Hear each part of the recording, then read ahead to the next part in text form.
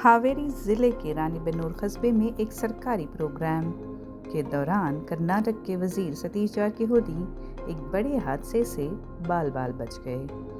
तेज़ हवाओं के बायस प्रोग्राम के मकाम पर नस्ब शामियाना अचानक ज़मीन बोस हो गया।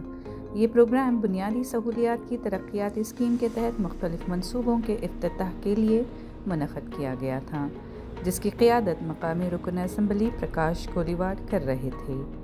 इस मौके पर डॉक्टर B.R. अम्बेडकर के कांसी के मुजस्समे समेत दीगर तरक्याती मंसूबों का भी इफ्तिताह होना था।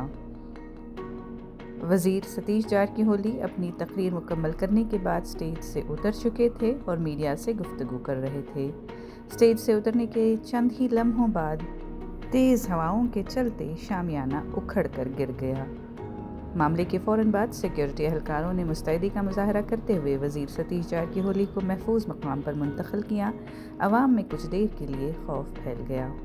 इस हादसे में किसी जानी नुकसान की इत्तला नहीं है और वज़ीर सतीश जारकिहोली मुकम्मल तौर पर महफूज हैं।